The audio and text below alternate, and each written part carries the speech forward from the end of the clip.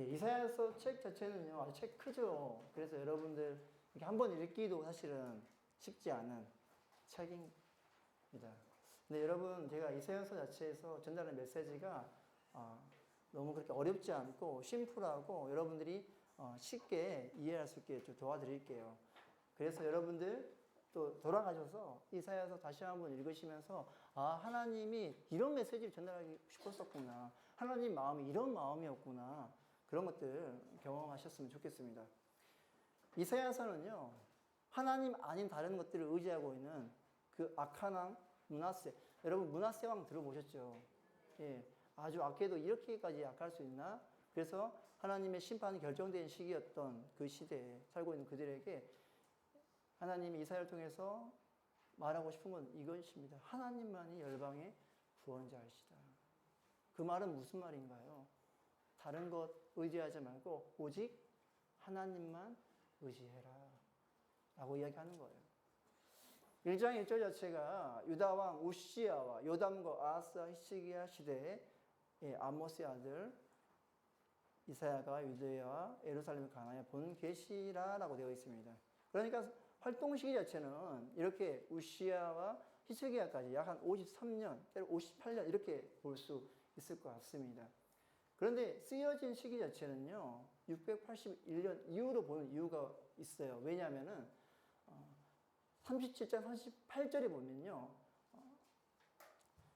681년에 사내립이 죽고 에살했더니 즉위한다는 장면이 나와요. 그러니까 에살했더니 즉위한 다음에 이 책이 쓰여졌다라고 보고, 전승에 의하면은 므낫세 때 이사야가 죽임 당했다라고 통해서 아마 독자들을 므낫세 시대 때로 보는 것이 아주 좋을 것 같습니다.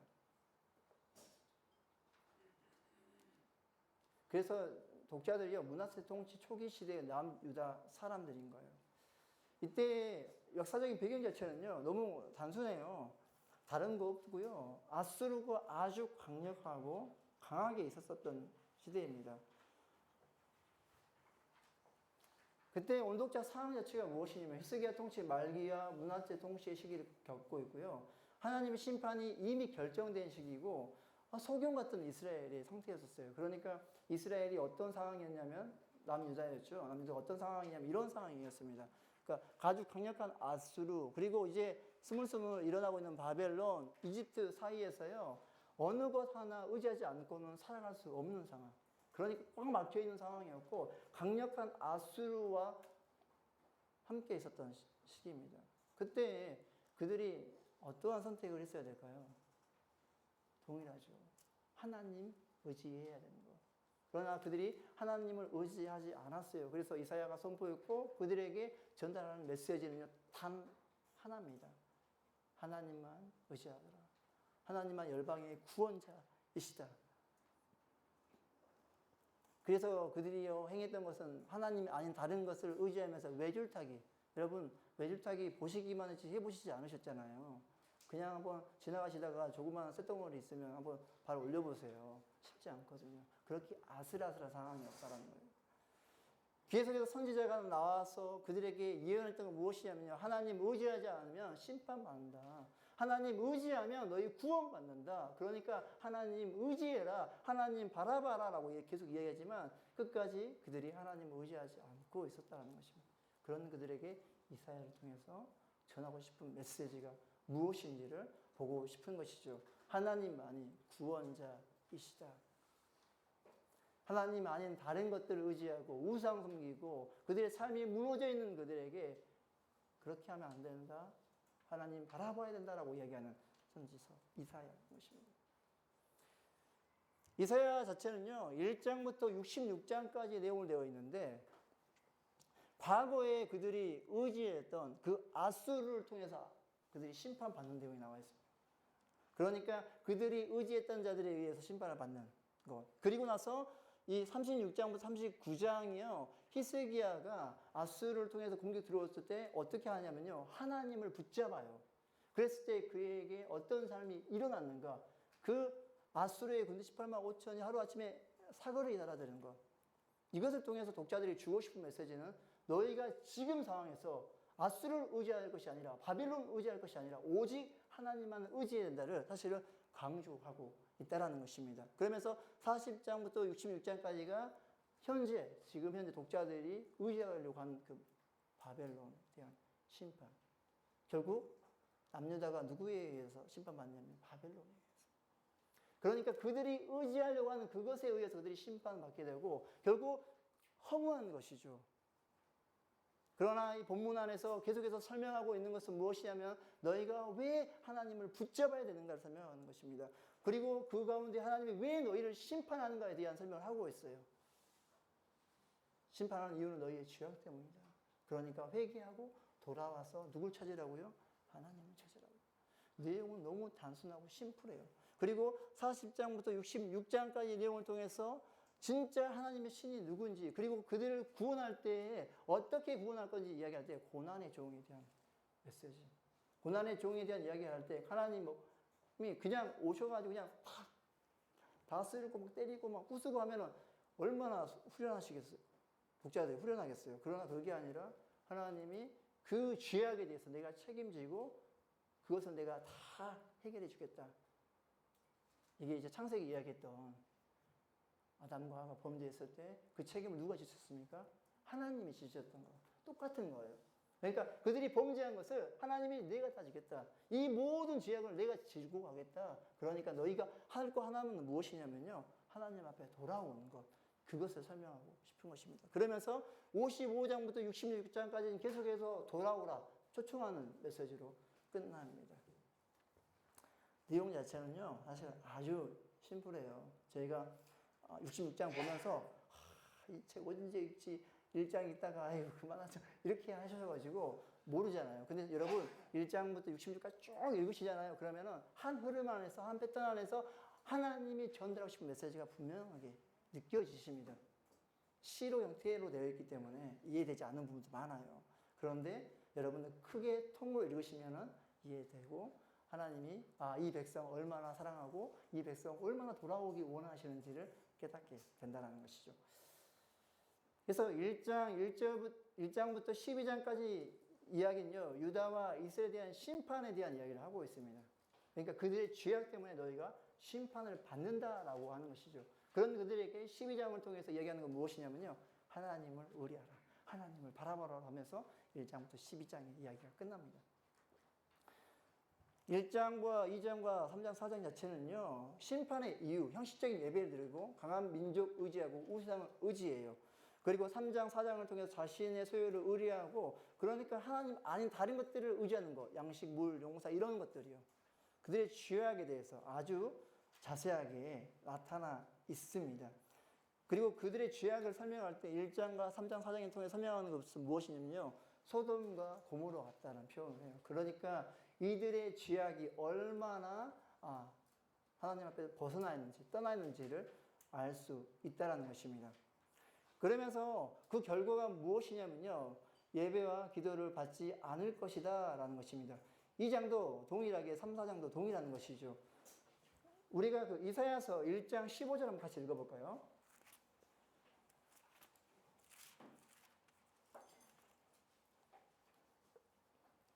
예, 찾으셨으면 다 같이 함께 읽겠습니다. 시작.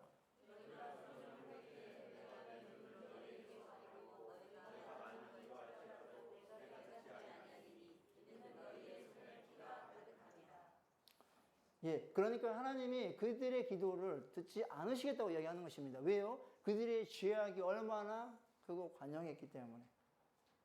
그래서 그들의 죄악 때문에 내가 듣지 않겠다고 이야기하시는 것이죠. 그러면서 하나님이 1장에서 그들을 어떻게 하냐면 변론하시는 거예요. 심판대에 서시고 그들을 고발하는 장면입니다.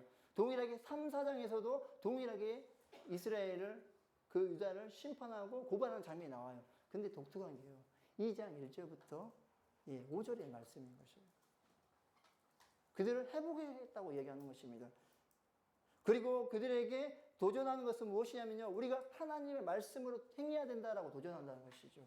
그러니까 계속해서 그들의 죄악을 이야기하면서도 그들에게 어떻게 하기 원하시는 것입니까? 내가 너 진짜 심판하기 막 매매 막 좋아서 때리는 아버지가 아닌 거죠. 진짜 매매를 드는 이유가 무엇입니까? 이 아이가 그 죄악에서 빨리 벗어나고 다시 그 죄를 범하지 않게 하기 위한 것이죠. 그러니까 이사야서 안에서 심판의 이유, 그들의 죄악에 대해서 계속해서 1장부터 12장에 설명하지만 계속해서 하나님이 그들을 어떻게 하겠다? 구원하겠다, 회복하겠다. 이 메시지가 계속 담겨 있다는 것입니다. 그러니까 하나님이 진짜 심판하고 싶은 이유가 무엇이냐면요, 그들이 하나님 앞에 온전하게 돌아오게 하기 위함이 있다는 것입니다. 그래서 이 장에서 오라 우리가 여호와 앞에 행하자 하나님 말씀으로 돌아가야 된다라고 그들에게 도전하고 있는 거예요. 여전히 그들이 죄악이고 그들이 여전히 하나님 앞에 벗어나 있지만 하나님 여전히 그들 앞에 하나님 말씀으로 돌아오길 바라는 그것을 전달하고 있다는 것입니다.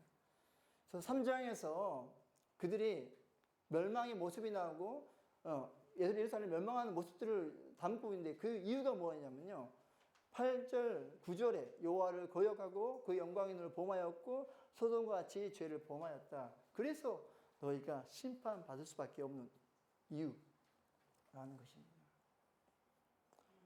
그리고 그들의 죄악이 3장 16절에 교만하고 하나님부터 떠나 있는 상태.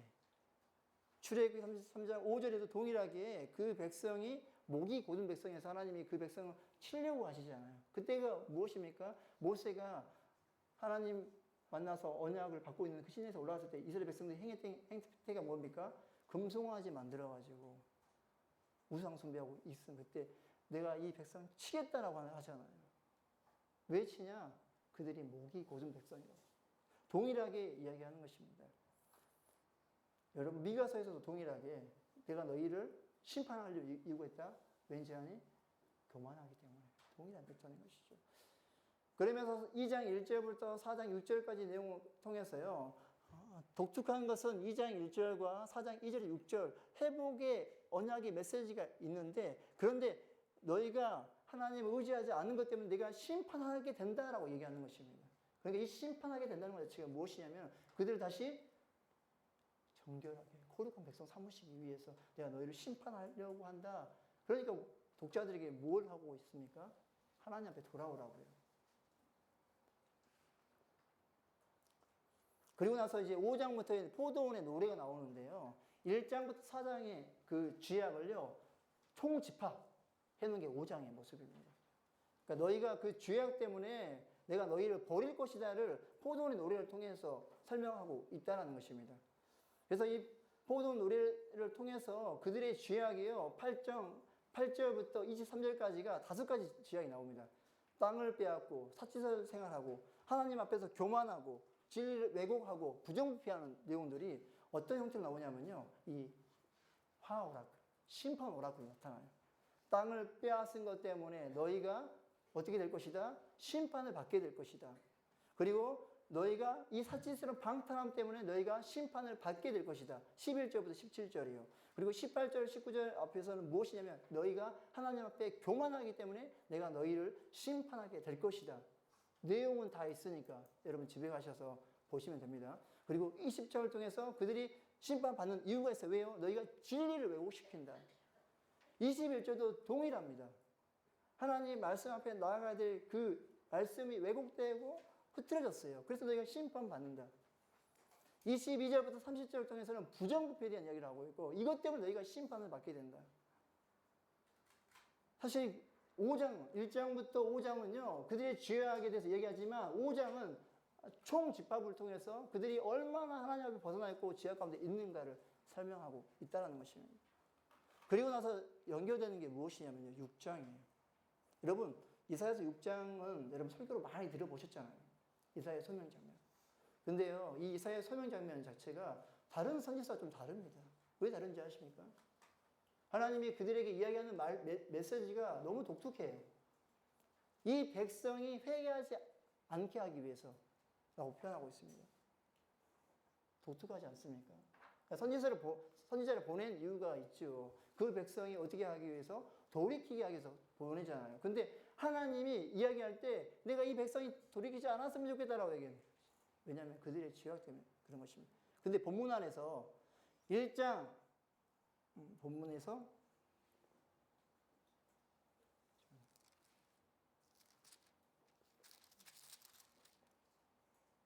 1장 5절부터 8절을 통해 역설을 표현하고 있거든요. 그러니까 이 표현 자체가 무엇이냐면 하나님이 이 백성을 어떻게 해서든 돌이키려고 했던 그 모습을 그냥 표현해 주고 있다는 것입니다.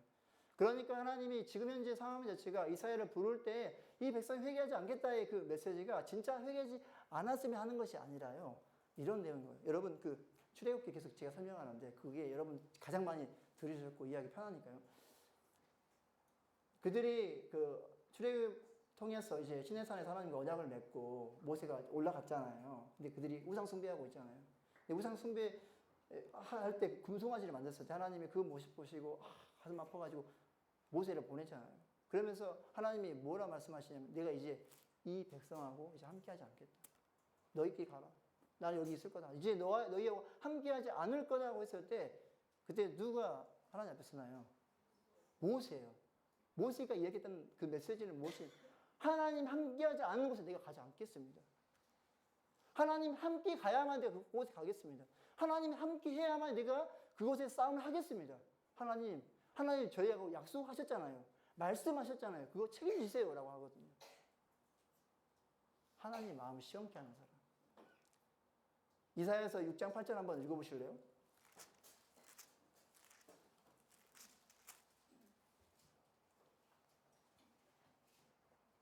다 같이 한번 읽겠습니다. 시작.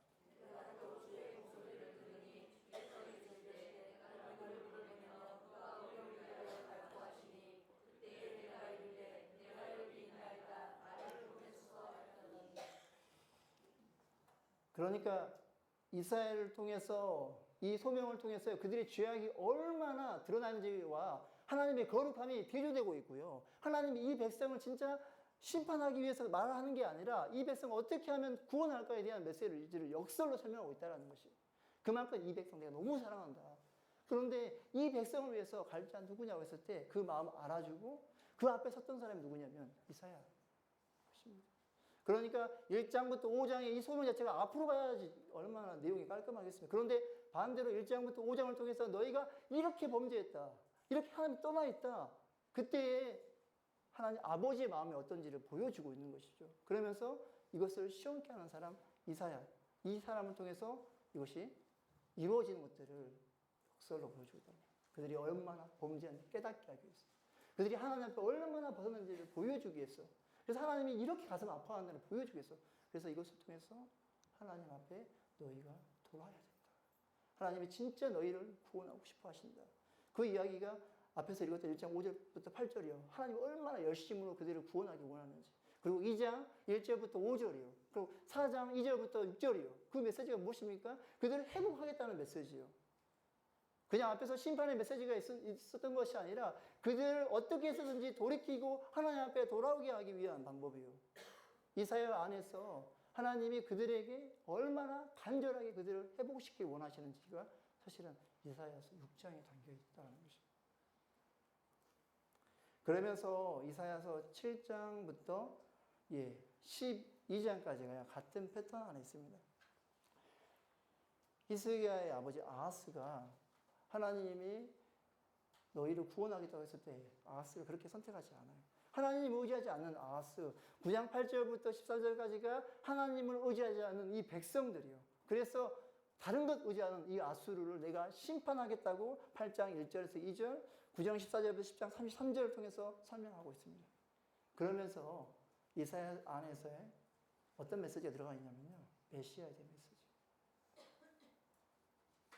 그러니까 그들의 현재 상태가 무엇이냐면요. 여전히 하나님이 찾아가고 그들에게 돌이키라고 말해도 불구하고 그들이 하나님을 의지하지 않아요. 아수를 의지하고 있는 거예요. 근데 그 아수를 내가 심판하겠다. 그리고 나서 내가 너희를 회복할 거다라고 했을 때 예수 그리스도에 대한 이야기를 통해서 그들에게 회복 메시지를 전달하고 있습니다. 그들이 여전히 죄악 가운데 있음에도 불구하고 하나님이 7절이요. 9장 7절 이렇게 이야기합니다. 여호와의 열심히 이 일을 이루리라. 이사야서 안에서요. 계속 이 열심이라는 단어가 강조됩니다. 그들이 여전히 범죄함에도 불구하고 하나님이 이 열심 때문에요. 그들을 더 사랑하기로 결정하고 그들을 계속해서 어떻게 하기 원한다? 구원하기 원한다. 그리고 여호와의 지식이 충만하고 이스라엘 애굽 땅에 나온 날과 같이 하겠다라고 통해서 그들을 여전히 범죄한 상황에 있다 할지라도 하나님이 그들을 구원해 주시는 그 하나님. 그러면서 12장 안에서요. 너희가 이런 하나님 의지하지 않을래? 여전히 너희가 죄악 가운데 있고 심판 가운데 있다 할지라도 여전히 너희가 의지해야 될 거 여전히 하나님 한 분밖에 없다. 그거 이야기하고 싶은 거죠. 하나님이 이 백성 얼마나 더 사랑하고 결정하시는지. 결국 7장부터 12장의 패턴이 이런 것이죠. 죄악 때문에 심판한다. 근데 그 심판할 때 그 심판을 대한 대상들이 누구였냐면 아수르에 대한. 그리고 너희를 회복할 거다라고 했을 때 그 이스라엘 남은 유다 그 백성들을 내가 회복할 거다. 그러면 그들에게 물어보는 거죠. 12장을 통해서 야 너희 누구 의지할래? 하나님 의지할래? 아니면 아수르 의지할래? 여전히 사랑하는 너희를 끝까지 포기하지 않으신 그 하나님 의지할래? 아니면 아무것도 힘이 없는 그 아수르 의지할래? 그때 그 독자들이 무엇을 선택해야 되겠습니까? 하나님이요. 그 하나님 의지해야 된다. 7장부터 12장의 패턴이요. 너무 단조롭고 그들에게 전달하는 메시지는 간단한 것입니다. 그들이 이제 이길 때 이제 미디안의 날, 여러분 그 기드온의 이야기 알잖아요. 미디안의 족속과 싸웠을 때 수많은 병사와 300명. 하나님 이처럼 승리를 하게 될 것이다. 그러니까 누구를 의지할래? 하나님 한 분, 그분만을 의지해야 된다라고 하는 것입니다.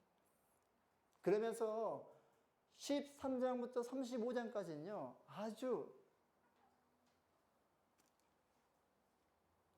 한 가지 패턴은 되어 있습니다. 어떤 패턴이냐면요. 열방에 대한 심판, 경고에 대한 이야기가 쭉 이어집니다. 그러니까 왜 너희가 하나님을 의지해야 되냐에 대한 대답인 것이죠. 왜 하나님을 의지해야 되냐? 모든 그 나라들을 심판하시는 분이 누구시냐? 바로 하나님이시다. 보여주는 것입니다. 근데요, 여전히 그 하나님을 의지해야 될 히스기 왕이요, 하나님 아닌 다른 것들을 의지하는 장면들이 나와요. 24장부터 27장에 동일하고요, 28장부터 35장도 동일하게 나타나 있습니다. 그들의 죄악. 이때가 언제인지 아십니까? 그들이 하나님 앞에 개혁했을 거예요. 종교개혁했을 때. 여러분 히스기야 열왕기에서 아주 좋은 왕 베리 굿이라고 했잖아요. 너무 잘했다. 왜냐하면 이 종교개혁을 본인 윗그룹만 한 것이 아니라 백성들에게까지 동일하게 전파하고 그들이 하나님의 말씀을 돌아왔고 모든 우상을 타폐하고 하나님만 온전히 바라봤던. 근데 그렇게 온전하게 바라본 다음에 역사 안에서 보니까요. 하나님 아닌 다른 것들을 의지했어요. 애굽을 의지했고 어떻게 하면 아수르와 대적해볼까 동맹그룹 만들어보고. 이것에 대한 자세한 내용이 이제 미가서에서 여러분 배우실 겁니다. 예. 미가서에서. 그런 그들에게 하나님이 어떤 분인지를 정확하게 14장부터 35장을 통해서 설명하고 있고 그들에게 왜 우리가 하나님을 의지해야 되는가? 그것은 열방을 다스리신 분, 열방을 통치하시는 분, 모든 왕들보다 뛰어나신 분, 모든 신들보다 뛰어나신 분, 그분임을 알게 하기 위해서 보여주고 있다는 것입니다. 그래서 13장 1절부터 14장 27절까지가 바벨론에 대한 심판. 이 바벨론 심판받을 거야. 14장부터 28장이요. 32절이요.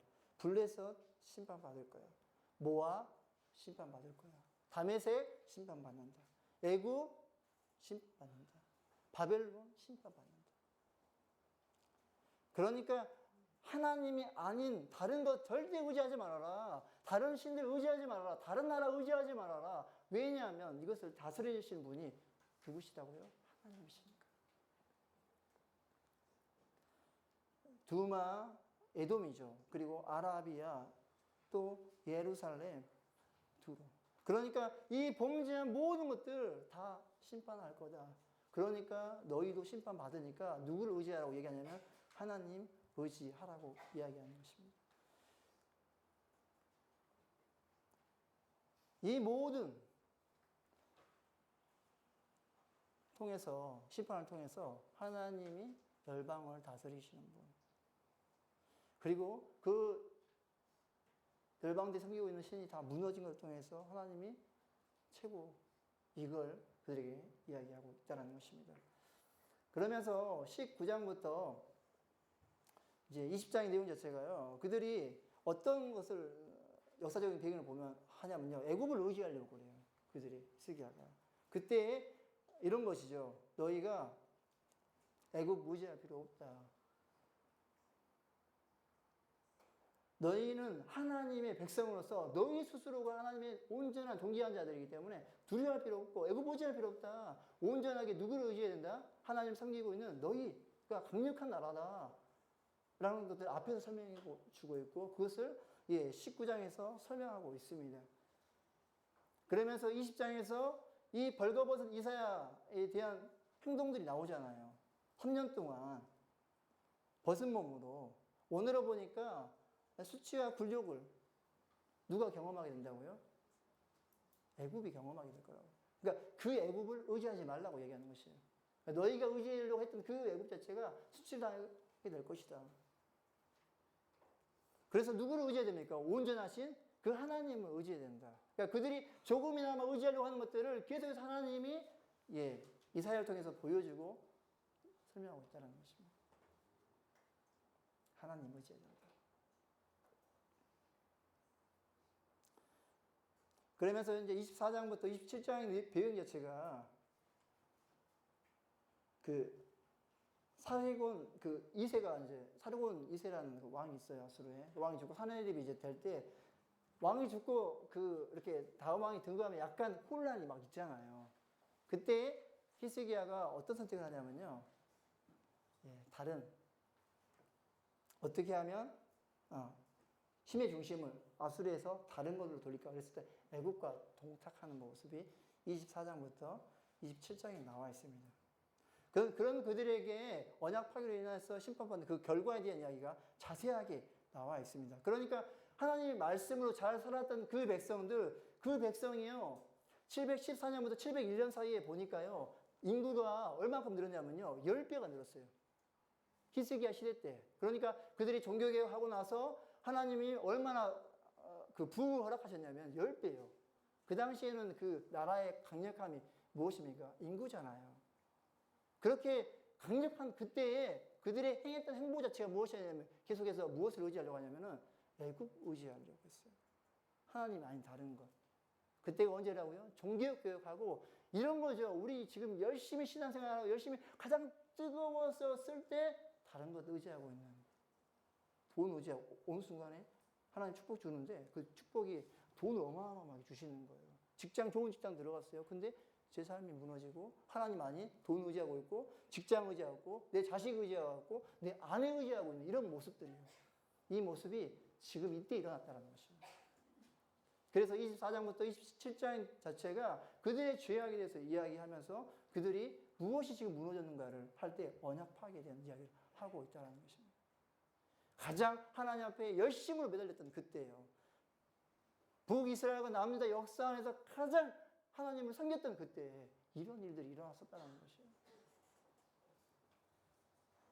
그런 그들에게 25장을 통해 설명하고는 메시지는 단 하나입니다. 뭐냐면요. 6절부터 8절이에요. 그것은 하나님이 왕으로 등극하시고 하나님이 연애하는 장면을 보여줍니다. 그러니까 그들이 다른 것 의지하고 있는 그때에 하나님이 어떤 분이신지를 표현할 때 왕으로 등극하시는 분.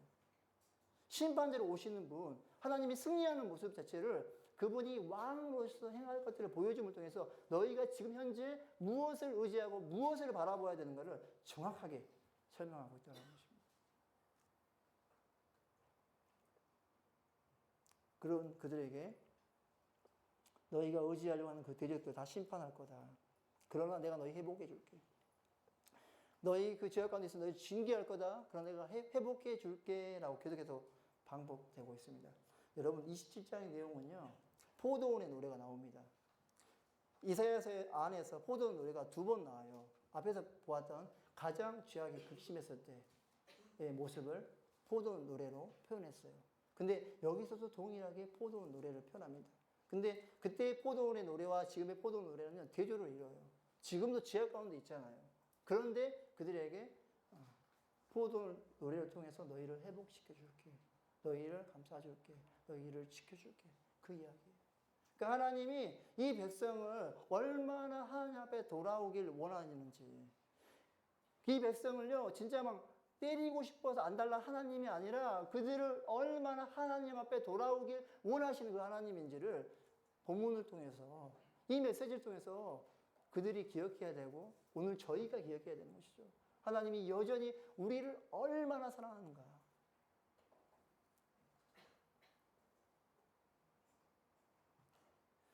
그래서 13장부터 35장에 대한 내용은요, 13장부터 23장까지가 여호와의 심판받은 열방을 의지하는 그 이스라엘에 대한, 그래서 열방을 다 심판해버리고 여호와가 모든 통치에 임하면 여전히 열방을 의지하는 그 이스라엘 모습이 28장부터 35장에 나와 있습니다. 그때 24장부터 27장을 통해서 하나님이 왕으로 득국하고 모든 것을 심판하시고 회복하는 분이 누구시냐? 바로 하나님이시다. 그래서 그분을 온전하게 너희가 의지해야 된다. 이야기하고 있습니다.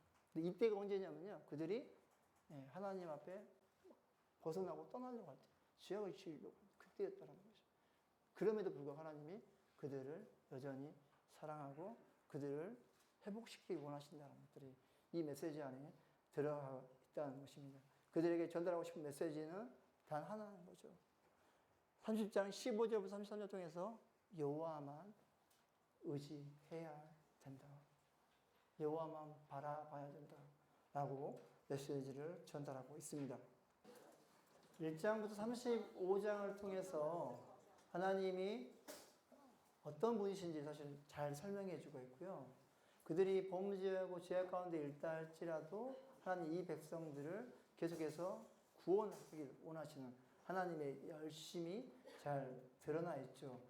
13장부터 35장을 통해서 그 열방에 대한 경고를 통해서 하나님이 모든 나라의 모든 신위에 뛰어난 분임을 그들에게 설명함을 통해서 그들이 진짜 의지해야 될 대상이 누구인가를 알려주고 있다라는 것입니다.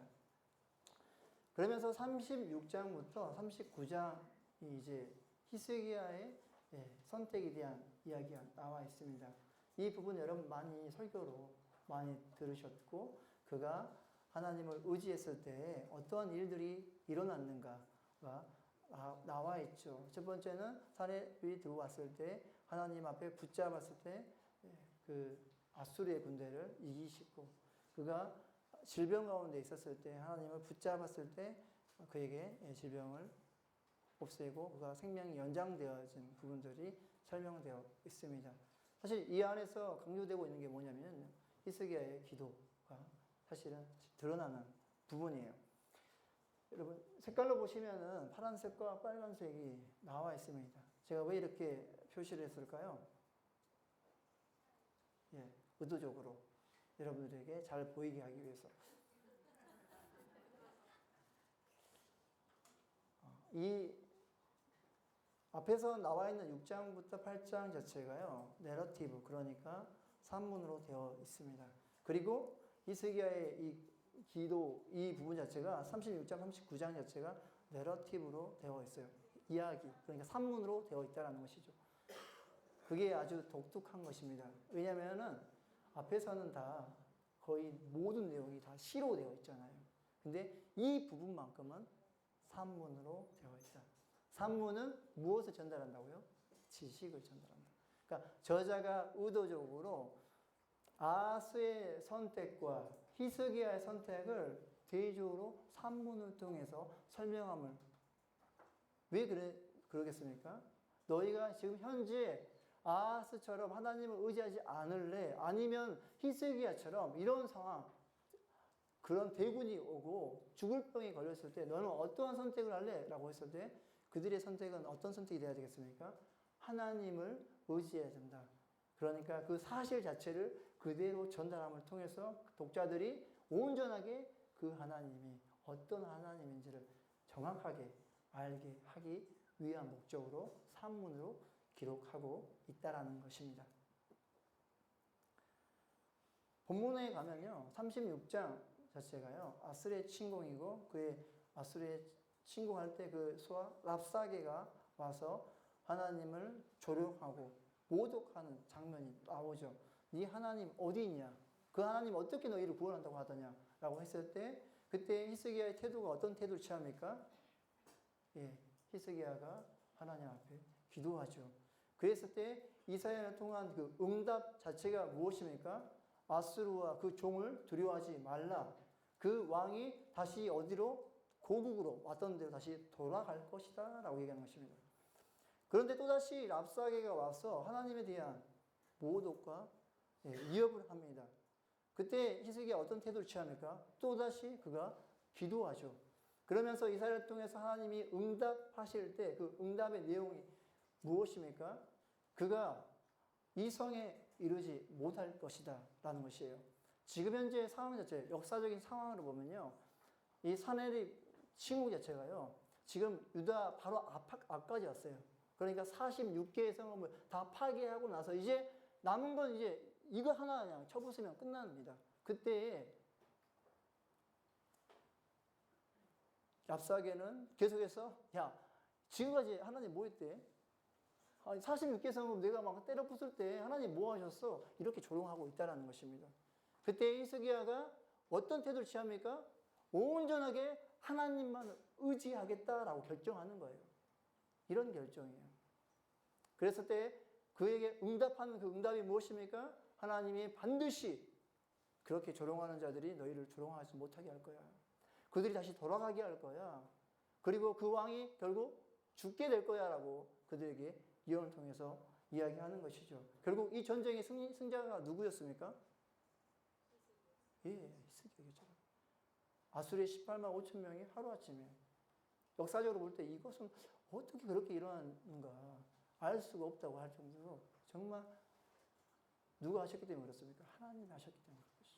그래서 이 하나님께서 이 하시는 행함을 통해서 이 독자들이 이것을 볼 때 온전하게 하나님의 그분이 어떤 분이심을 깨닫고 하나님 앞에 돌아가야 됨을 안다는 것이죠. 그리고 그런 어려운 상황이 있을 때 지금 현재 므낫세, 지금 현재 독자들이 므낫세 상태에 있을 때 애굽이 있고 아수르가 있고 바벨론이 있는 상태에 그 어떤 것도 의지할 수 없는 그 상황에서 그들이 행해야 될 게 무엇입니까? 너희가 기도하고 하나님을 찾으면 반드시 누가 너희를 구원할 것이다.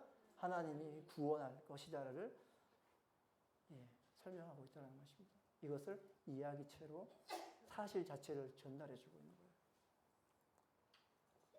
바로 사내립 침공이 이렇게 왔고 라기스에서 이제 보내는 장면, 이제 바로 코앞인 것이잖아요. 그때 그가 어떤 것을 선택해야 되는가 했을 때 히스기야가 아주 잘한 것이 무엇입니까? 하나님을 의지했다라는 것이죠.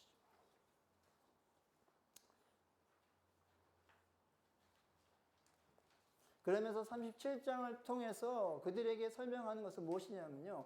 하나님에 대한 주권에 대한 설명을 하고 있습니다. 그러니까 아수르가 강하고 아수르가 너희를 심판할 것 같지만 그거 자체가 누가 아수르를 세우냐? 나.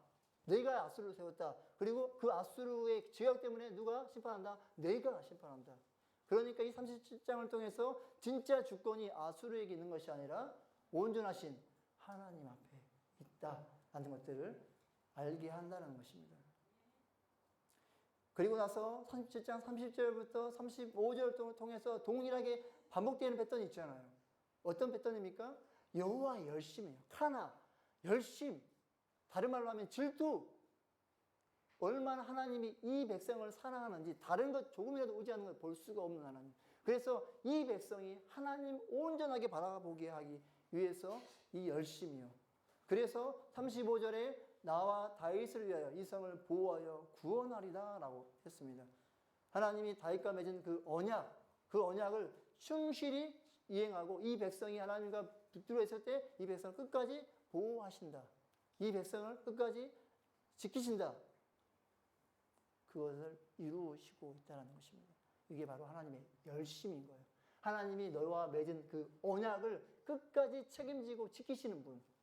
그들이 범죄하고 바람피고 다시 돌아가고 우상 숭배하고 다른 나라 의지하고 그런 상황에 왔다 할지라도 하나님은 끝까지 이 백성을 책임지고 다시 구원하고 싶어 하시는 그 하나님의 열심이 있다라는 것입니다. 결국 하나님의 주권이, 이 모든 주권이 하나님 앞에 있고 그 하나님만을 의지해야 됨을 독자들에게 알게 한다는 것이죠. 우리 한번 37장 36절에 38절 한번 읽어볼까요? 37장 36절에서 38절.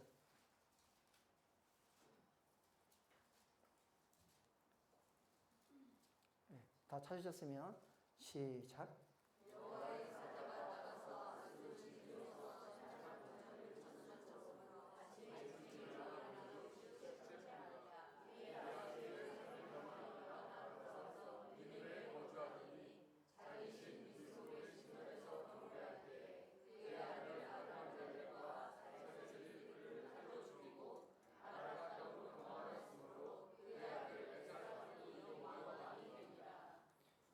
그러니까 히스기야가 랍사에게 조롱의 말을 들었을 때 하나님 앞에 기도하고 나서 이사야가 예언했던 것들이 지금 성취가 되고 것입니다. 그러니까 하나님이 말씀하신 그대로 이루시는 분, 독자는요 이걸 다 보고 있었어요. 이미 경험한 사람들인 것입니다. 그러면 하나님이 말씀하신 그대로 이루시는 분임을 그들 깨닫게 되겠죠. 그러면 현재 그들이 현재 상황 자체가 아수르에 여전히 억압받고 바벨론에서 견제당하고 애굽에서 눌림받고 있는 그 상황에 있었을 때 그들이 하나님만을 의지하게 되면 무엇이 있다고요? 구원이 있음을 그들이 알게 된다는 것이죠.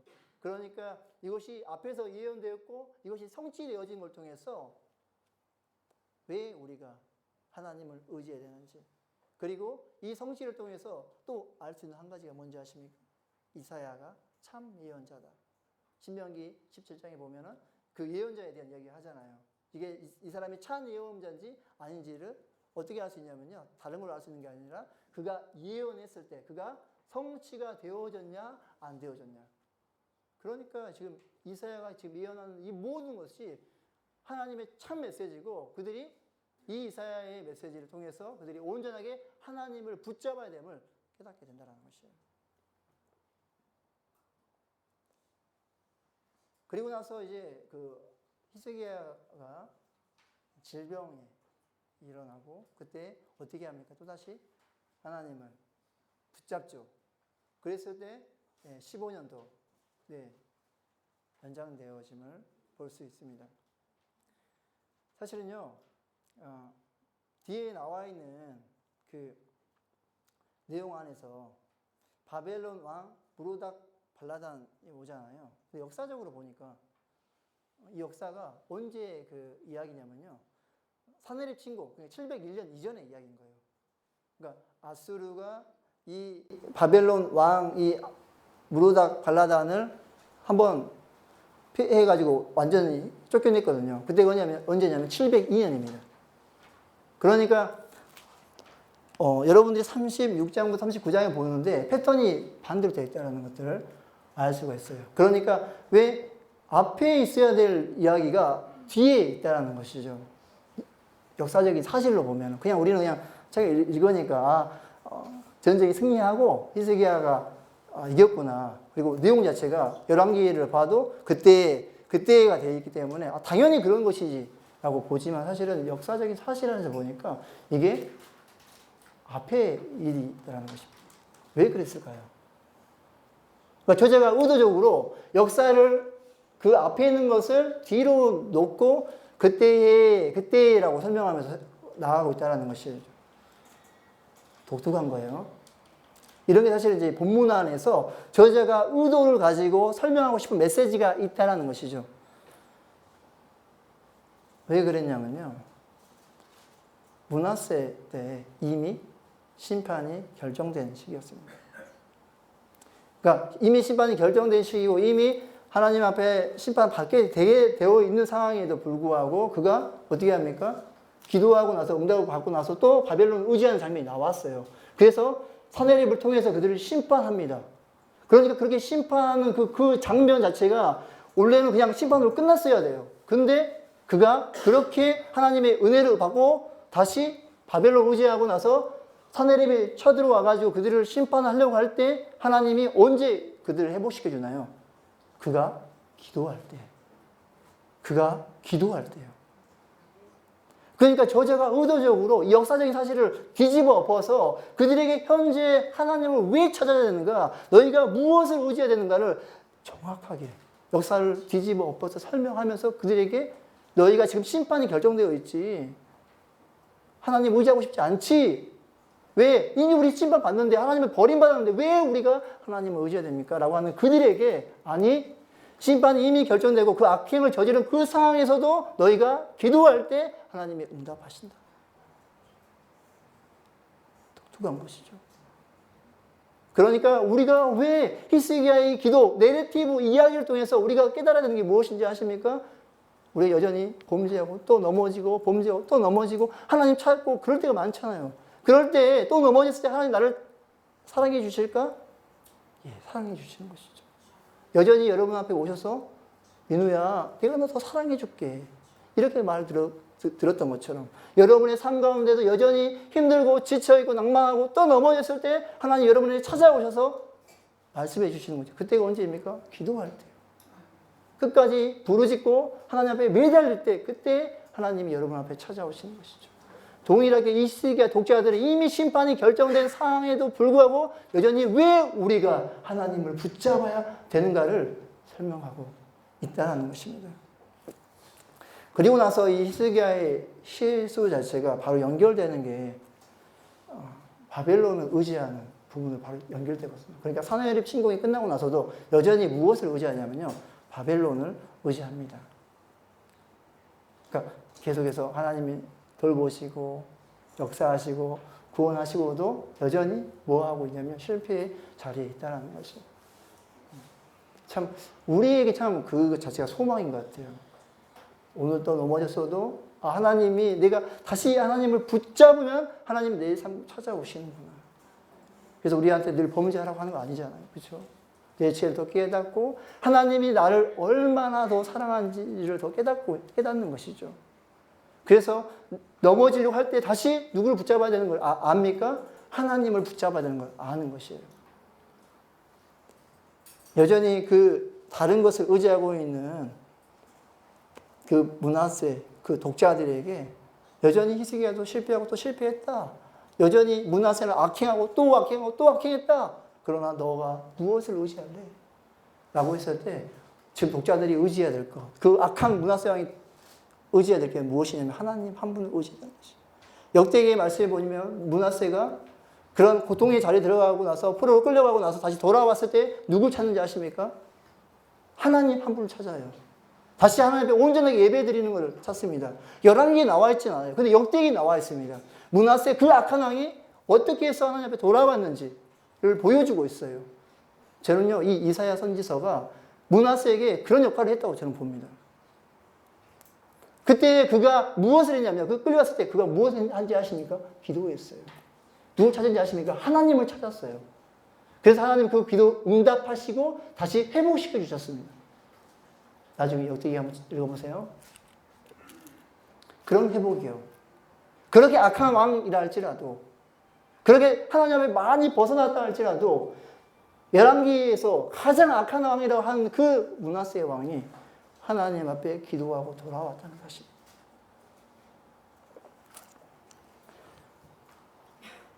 그리고 나서 사실 이제 이 히스기야의 실수 자체가 어디하고 연결되냐면요, 그 다음 내용들과 연결됩니다. 그 내용이 어떤 내용이냐면요, 40장부터 48장에 대한 내용이에요. 결국 너희가 의지했던 그 바벨론을 위해서 사실 그들이 심판받고 회복된 메시지가 사실은 40장부터 66장의 내용인 것입니다. 그러니까 앞에서는 너희들이 그렇게 의지했던 바벨론을 위해서 심판받는 그리고 회복되는 메시지가 나와 있다면, 뒤에서부터는요, 바벨론을 그렇게 의지했던 그들이 누구에 의해서 심판받는다고요? 바벨론에 의해서. 그런데 그 바벨론을 누구하고 대조해 주냐면요, 이사야서 40장, 48장을 통해서 바벨론과 하나님을 대조해 줍니다. 누가 진정한 신이냐 설명하고 싶어, 이 책 안에서. 그리고 역사 안에서 내가 한 왕을 세우겠다. 그게 누구냐면 고레스 왕이고 45장에서 설명하고 싶은 내용이 무엇이냐면은 그 바벨론도 이 왕을 통해서 심판받게 될 거다. 결국 이 주권자가 누구냐? 바로 나다. 나 하나님이다. 이 부분을 이제 설명하고 싶어 합니다.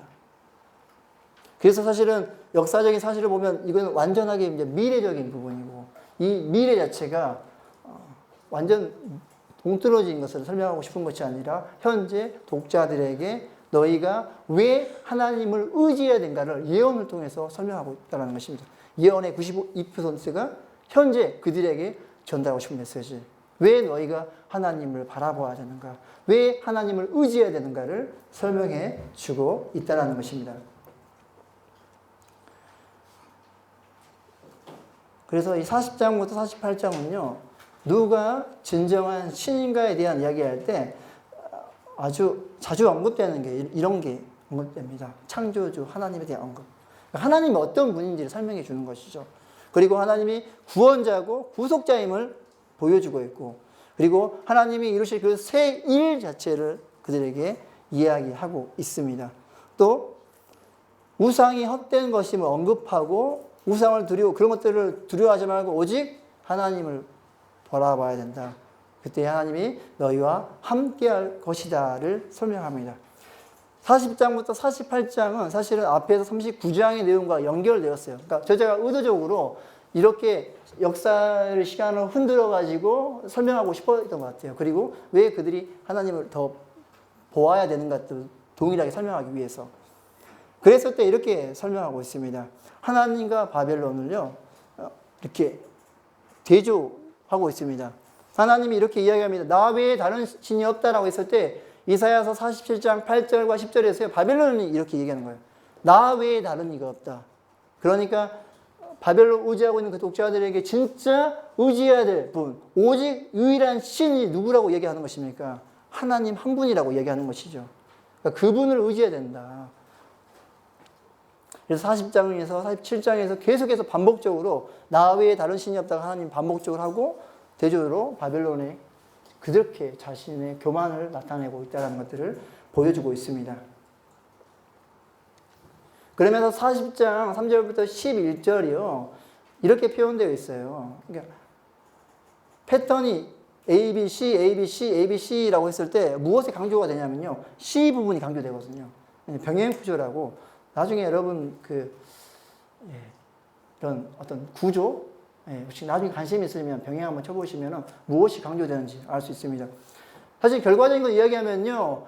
왜 이 말씀 자체, 그러니까 이것을 주관하는 자 자체가 누구냐? 바로 여호와라고 얘기하는 거고, 그것이 누구의 입으로 나온다? 여호와의 입으로 나오고, 그게 바로 하나님의 말씀이다가 반복되고 있습니다. 그리고 이 말씀은 영원히 사라지지 않고, 그가 목자같이 너희를 인도할 것이다를 통해서 왜 너희가 그 하나님 말씀 가운데 돌아가야 되고 하나님을 바라봐야 되는지를 40장 3절부터 11절을 통해서 설명하고 있습니다. 그러니까 그들이 현재 하나님이 아닌 다른 것들, 바벨론 의지하려고 하고 또 나중에 우상 숭배하고 하나님 아닌 다른 신들을 우상 숭배하잖아요. 그런 것들이 왜 그러냐면은 그걸 통해서 그들이 회복되길 원하거든요. 다른 것 잘못 의지하고 있는 것이죠. 그렇지만 그들에게 온전하게 의지해야 될 것, 온전하게 이 세상을 통치하는 분이 바로 하나님이신 것을 그들에게 이야기하고 있다는 것입니다. 그때 이 말씀이 바로 외치는 자의 소리, 말하는 자의 소리, 아름다운 소식, 이 모든 말씀이 바로 하나님의 말씀이고 하나님이 행하시고 인도하신다라고 이야기하는 거예요. 그러면서 41장에서 나와 있는 그 내용 안에서 고레스를 통해 열국 심판하신 하나님, 그리고 8절 20 이스라엘을 구원하신 하나님, 고레스를 통해서 우상을 의지하는 열국 심판하신 하나님을 통해서 결국 이 고레스가 이제 페르시아가 이제 그 모든 나라를 역사적으로 보면은 이렇게 다 점령하거든요. 근데 그때 이것을 주관하고 인도하셨던 분이 아주 과거에, 그러니까 우리는 이제 미래를 아니까 다 봐왔던 거니까 쉽게 이야기하지만 현재 독자들에게는 잘 모르는 상황일 수 있죠. 그러나 그들에게 이걸 통해서 이 모든 열방을 구원하신 분이 누구시다는 걸 말하고 싶은 거냐면요. 하나님이다. 예. 나중에 이사야서를 나중에 본 사람들은 이 책을 볼 때 나중에 고레스 시대에 살고 있는 사람들은요. 어떻게 할까요? 이 예언이 성취된 것을 보고 하나님이 어떤 분인지를 알겠죠. 우리가 아는 것처럼. 그러나 현재 독자들에게 사실은 알 수가 없었겠죠. 그러나 그들에게 전달하고 싶은 메시지는 간단한 것입니다. 8절부터 20절이요. 바로 이스라엘을 구원하시는 분이 누구시다? 하나님이시다. 그래서 이 역사 자체를 다 알다, 모른다 할지라도 그들이 현재 분명하게 해야 되고 알 수 있는 것이 있어요. 그것은 무엇이냐면 우리를 구원할 수 있는 분이 바로 하나님 한 분이다. 그리고 이 주권이 하나님 앞에 있다라는 것들을 알 수 있습니다. 그리고 나서 42장에 대한 내용이 이스라엘의 죄악에 대한 모습이 나와요. 깨닫지 못하는 장면. 그러니까 이 42장 1절부터 9절이 종의 시련이고 메시아에 대한 예언을 통해서 하나님이 얼마나 이 백성을 사랑하시는가. 그러니까 40장부터 48장의 내용 자체가 다른 바벨론 의지하는 내용으로 꽉 차 있거든요. 그런데도 여전히 그들에게 이야기하고 싶은 메시지가 뭐냐면 너희를 구원의 것에 대한 것들을 하나님이 그 백성들이 이야기하고 있다는 것입니다. 그런데도 여전히 그 모습 자체는 무엇이냐면요. 42장 18절부터 25절에 보니까 그들이 영적으로 무지하고 깨닫지 못하고 있다는 거예요. 현재 독자들의 상황 자체가. 그런 그들에게 너희가 여전히 앞에서부터 계속해서 열심 너희를 구원하기를 원하시는 그 하나님 열심히 너희를 계속해서 구원하려고 한다. 그게 42장 1절에서 9절을 통해서 설명해 주고 있고 그들에게 여전히 깨닫지 못하고 있지만 너희를 구원할 분이 누구시다? 하나님이시다. 그리고 나서 43장 1절에 7절 자체가 이스라엘에 대한 정체성을 설명하고 있습니다. 그러니까 그들이 지금 현재 많이 흔들리고 있고 우리가 무엇을 붙잡아지 못한 그들에게 그들이 어떤 사람이라고 얘기하는 것입니까? 하나님이 창조하시고 구속받았고 지명받고 불려졌고 너희는 하나님의 것이고 하나님의 완전한 보호를 받고 하나님 구원자 그리고 거룩하니 여호와로 두고 애굽 구스스바의 대신 속량물이 되었고 하나님의 눈이 보배롭고 존귀하고 하나님의 사랑을 받는 자들 그러니까 너희의 그 정체성이 담겨 있다는 것이죠. 5절에서 하나님 함께 하시고 7절까지는 여러분 한번 읽어보세요. 그러니까 하나님이 이 백성에 대해서 여전히 보호하시고 도우시고 구원하시는 그분이 누구시다? 하나님이시다. 너희는 하나님의 선택받은 백성. 너희는 제사장 나라. 거룩게 한 백성. 내 소유가 된 백성이다. 그러니까 그들이 무엇을 의지해야 되냐고 말하는 것입니까? 하나님. 그러면 44장 1절부터 28절까지가 그들이 섬기고 있는 그 우상 자체가 무엇이라고 이야기하냐면요. 무익한 것이라고 합니다. 허망하고 보지도 알지도 못하고 두려워하고 약하고 미련하고 무지하고 미혹되었다. 너희가 그것에 의해서. 그 우상 자체는 너희를 앞에서 비교해보면 구원할 대상이 아닌 것에 대해서 얘기하는 것이에요. 무익하고 너희를 절대 구원할 수 있는 자들이 아니다. 허망한 것이다. 그래서 너희가 진짜 의지해야 될 게 누구냐? 온전하신 그 하나님을 의지해야 된다는 것이에요.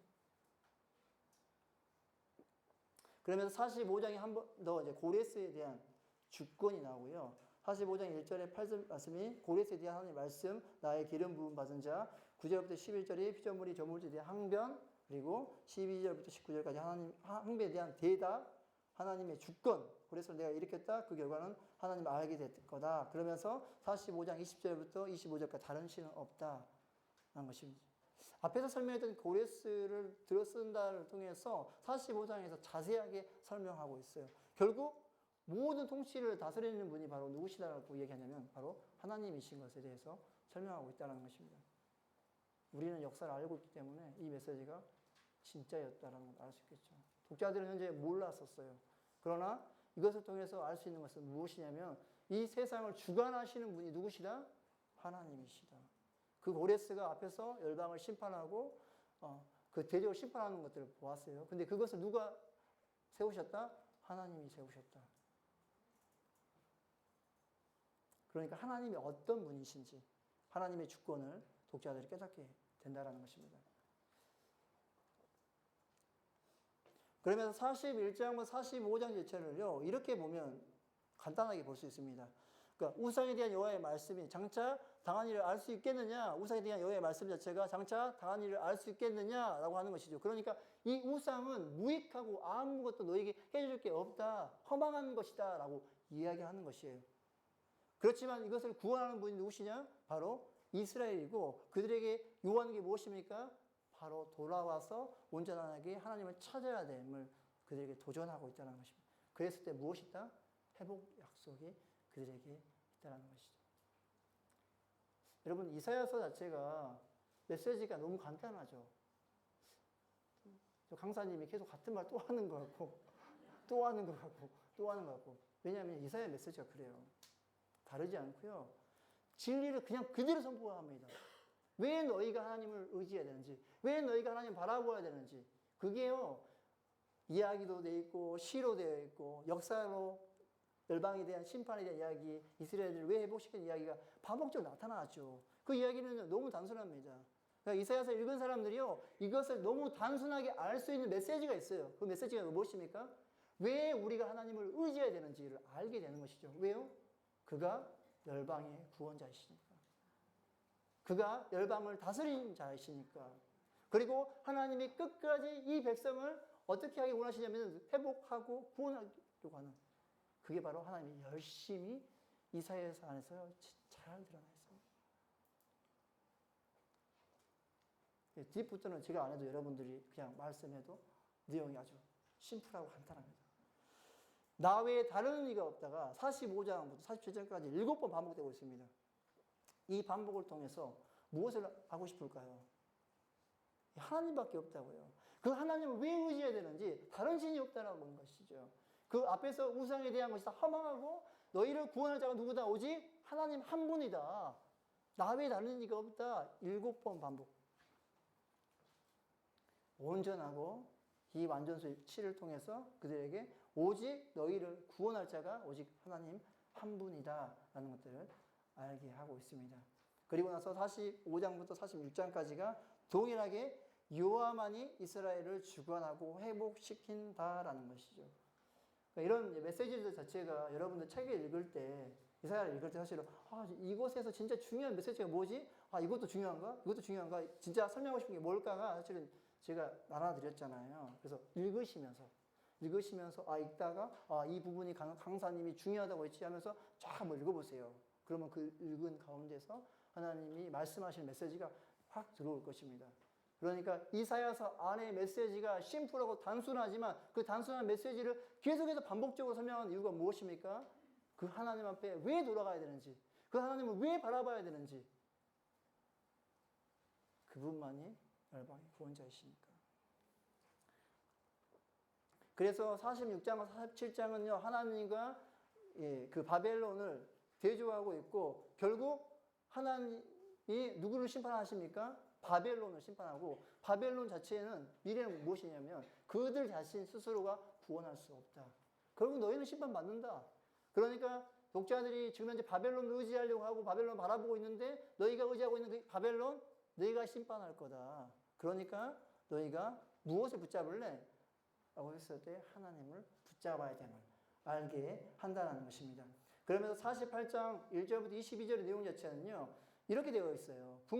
불성실한 이스라엘. 그러니까 계속해서 앞에서 하나님이 너희를 구원하고 보살피고 여전히 죄 가운데 있다 할지라도 다시 사랑하고 또 사랑했잖아요. 근데 여전히 이스라엘은 무엇하고 있냐면요, 여전히 범죄하고 있고 하나님 말씀을 따르지 않는 모습이 되어 있습니다. 그런데요, 하나님은요, 언약에 신실하고 그 영광을 위해서 노하기를 더디하고 멸절하지 않고 고난과 풀빛을 택하고 고레스를 택해서 바벨론을 심판하고 바벨론 폴에서 해방하고, 그러니까 이스라엘 백성들을 끝까지 내가 너희를 구원하겠다라는 메시지를 계속해서 주고 있다는 것입니다. 여러분 이제 예레미야를 이제 배우실 텐데, 예레미야 안에서 동일하게, 아니 하나님, 우리가 심판당해서 바벨론 끌려갔는데 하나님 뭐 하셨습니까? 했을 때 동일하게 이사야 메시지 안에 있지만 에레미야에서 동일하게 설명하는 건 무엇이냐면 너희는 그 바벨론이 너희의 안식처가 될 거다. 그러니까 그들이 결과적인 모습 형태가 중요한 것이 아니라 하나님의 그의 삶 가운데 함께 있냐 함께 있지 않냐가 중요한 것이에요. 그러니까 내가 지금 고난당하고 역경당하고 아무것도 바라볼 수 없는 상황에서 하나만 붙잡으면 되는 것이죠. 무엇입니까? 하나님을 붙잡으면 되는 것이죠. 그러니까 내 삶 가운데 하나님이 있냐 없냐는 아주 중요한 것입니다. 내가 아무리 내 인생 가운데 최고점을 달리고 잘되고 잘 먹고 좋은 직장이 있다 할지라도 하나님이 없으면요, 심판의 길에서 최악을 달리겠죠. 그러나 내 지금 자리가 아무것도 없어요. 돈도 없고 명예도 없고 권력도 없고 집도 없고 차도 없고 그런 상황에 있다 할지라도 누구만 있으면 되는 것입니까? 하나님 한 분이요. 그거 이야기하고 싶은 거예요. 그러니까 왜 하나님 우리를 심판하시고 우리를 고난 속에 넣으십니까?가 중요한 것이 아니라 그 가운데 하나님이 내 삶 가운데 함께 있냐 없냐요. 근데 지금 이야기하고 있는 것은 무엇인지 아십니까? 하나님이 이 삶 가운데 함께 있다. 언제 그러냐고 이야기하는 것입니까? 너희가 범죄하고 우상 숭배하고 하나님 떠나 있을 때 그때 내가 너와 지금 함께 있다. 지금 현재 독자의 상황이 그랬어요. 하나님 의지하지 않고 다른 거 의지하고 있을 때, 우상 숭배하고 있을 때. 그런데 하나님 계속해서 그들에게 이야기하는 것이죠. 내가 너와 함께 있다. 이미 심판이 결정된 시기였었어요. 그럼에도 불구하고 그것이 중요한 게 아니다. 중요한 건 뭔지 아니? 내가 너와 함께 있는 거. 그거 이야기하고 있었던 거라는 것입니다. 그랬을 때 하나님이 질투하시는 하나님, 왠지 아십니까? 다른 것, 하나님 아닌 다른 것을 의지하기 때문에 하나님 그렇게 질투하면서 나아가는 것이죠. 이 질투란 단어가 앞에서 말한 열심, 카나와 동이라는 거예요. 그러니까 하나님이 열심 자체가 왜 열심 내신지 아십니까? 내 백성이 바람 피는 게 너무 싫은 것이죠. 내 백성이 떠나는 게 너무 싫은 거예요. 그래서 내가 이렇게 질투한다. 그러니까 제발 돌아와라. 호세아의 말씀처럼요. 그렇게 그들에게 도전하고 그들에게 나아오라고 한다는 것입니다. 그러면서 그들에게 49장부터 54장까지가 어떤 내용이냐면 그들의 죄악에 대한 이야기가 나와 있어요. 근데 그들의 죄악에 대한 이야기가 나와 있는데요. 그 죄악을 누가 책임지겠다고 하는지 아십니까? 하나님이요. 창세기 3장의 말씀처럼 너의 죄악 내가 다 책임져 줄게. 묻지도 따지도 않고 그냥 나한테 돌아와. 그렇게 이야기하는 것이에요. 사실 여러분 이사야서 내용 자체는요. 막 성난 하나님이요. 그런 열방에 있는 것들을 다 막 때려 부수고 심판하는 내용이 나옵니다. 어디까지요? 바로 48장까지요. 근데요 49장부터 54장의 내용 자체가 너무 독특해요. 하나님이 그렇게 막 화가 나서 막 다 때려 부수면서 이야기하고 있는 메시지가 뭔지 아십니까? 근데 내가 너 죄 붙지 않을게. 내가 너 죄 내가 감당할게. 너 즐거워 내가 감당할게. 내가 너 끝까지 책임질 테니까 뭐 하라고 한지 아십니까? 나 바라보라고. 내게 돌아오라고 하는 메시지예요. 이사야 안에서 진짜 이게 독특한 메시지입니다. 그만큼 하나님이 열심이라고 얘기하는 거예요. 내가 선택한 이 백성, 내가 책임지겠다고 하는 이 백성, 끝까지 내가 너를 붙들겠다. 내가 너희를 포기하지 않겠다. 그렇게 이야기하는 열심이 어디까지요? 제일 바닥에 있는 그 제약까지도 내가 책임지겠다. 그 하나님 메시지가 49장 종의 노래 여러분 집에서 읽으세요. 그리고 49장 메시아 동 회복 백성의 회복 약속 그리고 49장을 통해서 너희들을 온전하게 완전하게 행복하겠다 하는 그 하나님의 메시지 그리고 또다시 종의 노래 그리고 51장에서 그들이 출애굽의 모습을 보이면서 너희를 어떻게 회복하겠다는 대한 메시지가 이사야 강구와 하나님의 응답을 통해서 이루어지고 있다는 것입니다. 이 이야기는 여러분 그냥 집에 가셔서 읽으시면 너무 쉽게 알 수 있어요. 그리고 나서 고난받는 종에 대한 이야기를 하고 있습니다. 여러분 그 53장 12절 한번 다 같이 한번 읽어볼까요?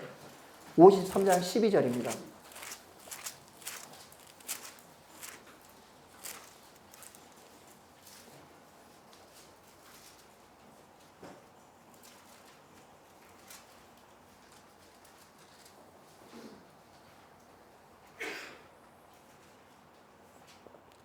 다 같이 읽겠습니다. 시작.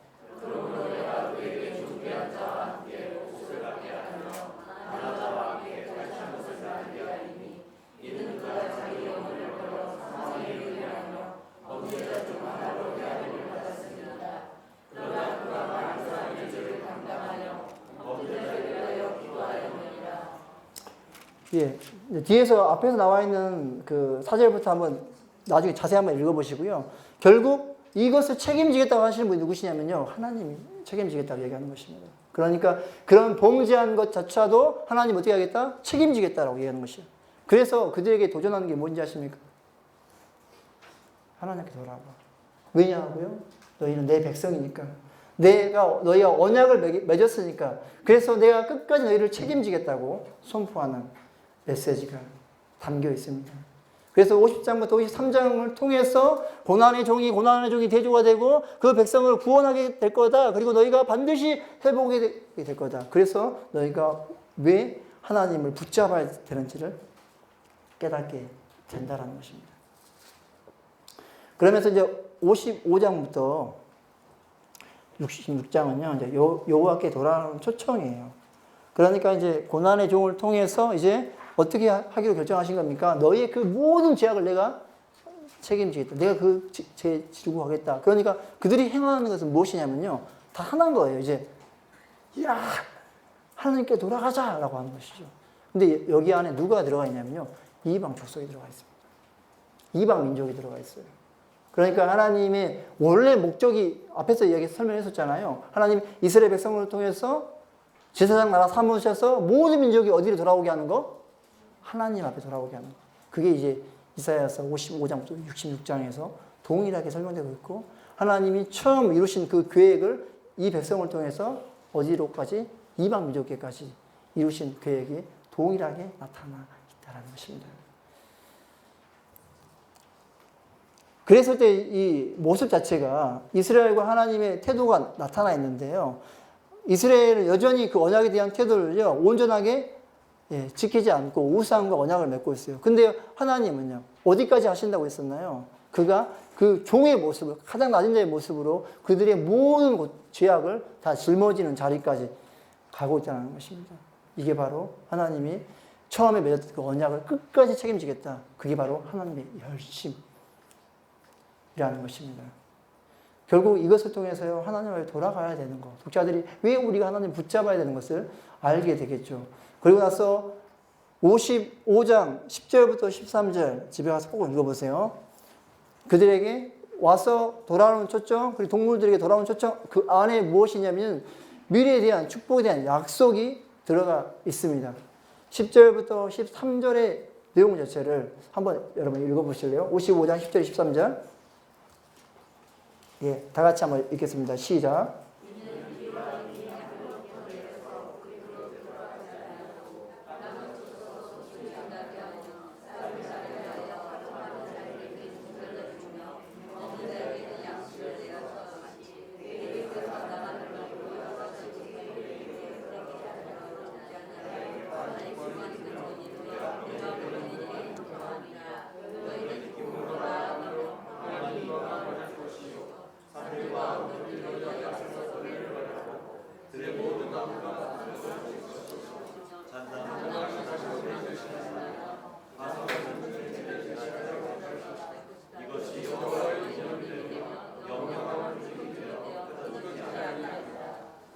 예, 10절부터 13절을 통해서 하나님 말씀하신 걸 반드시 어떻게 하겠다고요? 반드시 이루겠다는 메시지인 것입니다. 그러니까 그들에게 있었을 때 하나님 앞에 돌아오는 자들은 반드시 회복이 있다. 이게 너와 언약의 표징이 되고 끊어지지 않을 것이다 라고 얘기하는 그 부분. 그러면서 이제 그 57장 자체가 하나님의 구원과 하나님의 심판에 대해서 얘기할 때 그래서 끝까지 그들에게 도전하는 게 뭐냐면요. 이건 안 된다고 얘기하는 것이죠. 우상 숭배하고 의지하고 탐욕 안 된다. 누구를 의지해야 된다? 하나님 자체를 의지한다. 왜냐하면 그가 구원자 되시니까. 57장에서 그들에게 도전하고 있고 그래서 너희가 왜 그 하나님 앞에 돌아야 되는지를 설명하고 있는 것이죠. 우상이 아닌 온전한 하나님. 너희의 구원자에게 왜 돌아와야 되는지를 그들에게 알게 하는 것이죠. 그리고 1절 그 1장과 58장 자체에 대해서 이렇게 이야기하잖아요. 1장 1절에 15절 여러분 읽으셨죠? 하나님이 이제 듣지 않겠다라고 하셨잖아요. 근데 9절 보니까 내가 부를 때에는 내가 여호와가 응답하겠고 내가 부르실 때 내가 여기 있다 하리라 라고 하는 것입니다. 그러니까 하나님이 그 백성의 죄악 때문에 내가 듣지 않겠다고 분명히 앞에서 이야기했는데 58장에 뭐라고 얘기했냐면 내가 듣겠다라고 얘기하는 것입니다. 이게 진짜 하나님 마음이었죠. 진짜 그들이 죄악이 얼마나 심했으면 그것 때문에 내가 듣지 않겠다고 한 것이죠. 그러나 진짜는 무엇입니까? 야, 그러나 너희가 회개하길 내가 진짜 기다린다. 너희가 돌아왔으면 좋겠다. 그랬을 때 내가 너희가 부르짖는 그것을 내가 다 듣겠다. 응답하겠다. 그러니까 여호와께 돌아오라라고 그들에게 이야기하고 있습니다. 그리고 이제 58장부터 59장에 대한 부분은요. 이런 거예요. 우리 열심히 금식하고 나아가는데 왜 우리 금식 받지 않습니까, 하나님? 근데 내가 왜 너희 금식 받지 않는지 아니? 너희 삶이 무너졌다. 너희 그 하나님 앞에 산다고 하는 그거 자체가 무엇인지 아니? 하나님 앞에 순종하지 못한 삶 너희가 살고 있다. 여전히 하나님 사랑한다고 하지만 내 삶이 무너지고 약한 자 괴롭히고 약한 자 빼앗고 갈취하고 속이고 그런 예배 내가 어떻게 받을 수 있겠냐. 진짜 그 삶의 예배가 뭔지 아니? 진짜 그것은 하나님 말씀대로 순종하며 사는 것 그것이 필요하다. 그때 내가 이 예배 받겠다라고 얘기하는 것이죠. 그러니까 그들에게 계속 도전하는 게 무엇인지 아십니까? 온전한 하나님 앞에 돌아오는 것 자체는 무엇이냐면요. 너희 삶이 회복하고 너희 삶이 온전한 하나님 앞에 드려져지는 것. 그것 이야기하고 있는 것입니다. 그들의 마음 상태가 어떤 건지였냐면요. 우리 열심히 예배하는 것 같은데 왜 하나님 예배 받지 않으십니까? 미가서에도 동일하게 이야기해요. 왜 하나님 우리 예배 받지 않으십니까? 왠지 아니? 네 삶이 무너졌어. 너 하나님 사랑한다고 하지만 아니 하나님 사랑하지 않는 거야. 왜냐하면 그 말씀대로 살지 않고 있기 때문에. 그런 그들에게 순종에 대한 축복을 통해서 너희가 하나님을 붙잡아야 되고 온전히 하나님 앞에 나아가는 것은 너희 삶이 회복되고 하나님 앞에 나아가야 되는 것을 그들에게 도전하고 있다는 것입니다. 60장 자체는요. 앞에서 말하는 59장과 연결되어 있고 그들에게 이제 온전한 회복에 대한 메시지를 주는 것입니다. 이 예루살렘에 대한 회복 자체는요. 하나님을 왜 너희가 의지해야 되는지에 대한 부분들을 설명하고 있어요. 이 예루살렘의 회복 자체가. 결국 너희의 회복 자체는요. 너희가 잘나서가 아니라 하나님의 특별한 은혜를 너희에게 주기 때문에 너희가 하나님을 붙잡아야 된다. 그만하고 싶은 거예요. 그러니까 여호와께 돌아갔을 때 그 돌아가는 그것은요. 내가 잘나서 그런 것이 아니라 내가 특별해서 그런 것이 아니라 하나님이 나를 사랑하고 너를 끝까지 붙들어서 은혜 베풀어 주시기 때문에 그것 때문에 그것 붙잡고 내가 하나님 앞에 나아가게 될 수 있다는 것이죠. 그것을 성전과 영광을 회복시키는 것이죠. 그들이 잘해서 회복시키는 게 아니라 하나님이 그들을 너무 사랑하기 때문에 그렇게 이야기하는 것입니다. 그러면서 61장에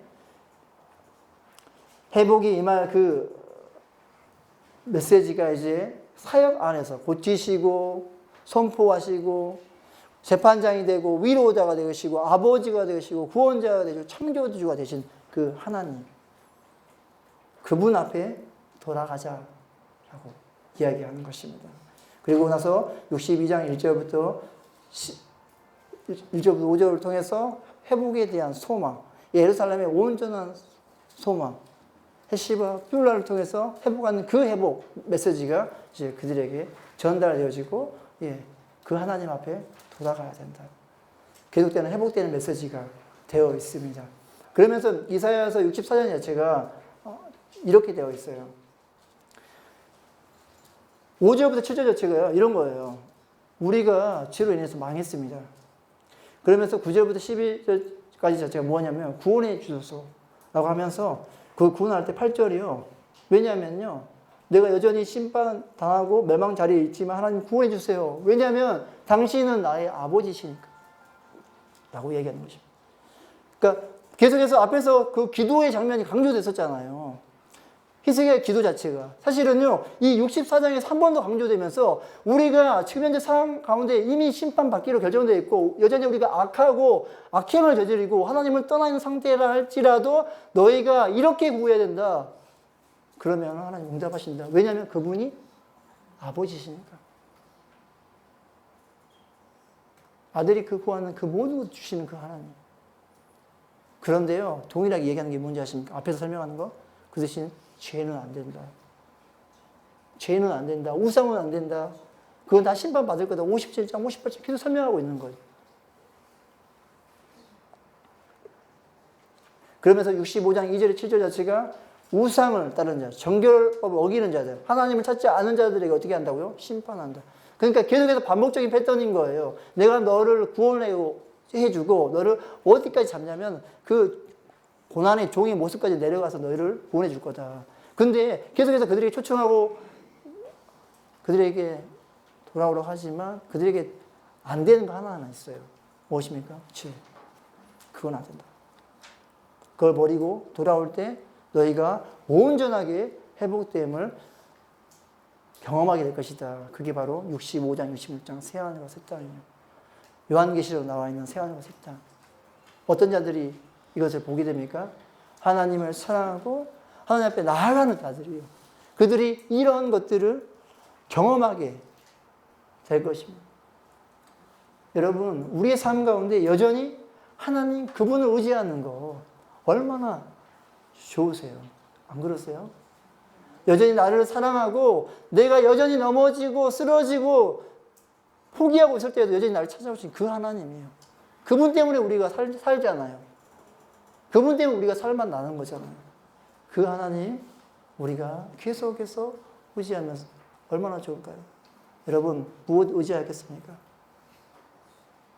다 있어도 하나님 없으면요, 없는 거예요. 다 있어도, 다 없어도 하나님 있으면 다 있는 것입니다. 그 하나님 의지하길 바라고 기도합니다. 제가 기도하고 이번 시간 마칠게요. 하나님, 우리가 여전히 하나님이 어떤 분이심을 경험합니다. 우리가 선지서를 보면서 하나님이 우리를 얼마나 사랑하는지를 경험합니다. 우리가 그 하나님 놓지 않게 주님 도와주십시오. 우리에게 날마다 그 특별한 은혜 부어주십시오. 주님과 날마다 동행하고 싶습니다. 감사하며 예수님의 이름으로 기도드렸습니다.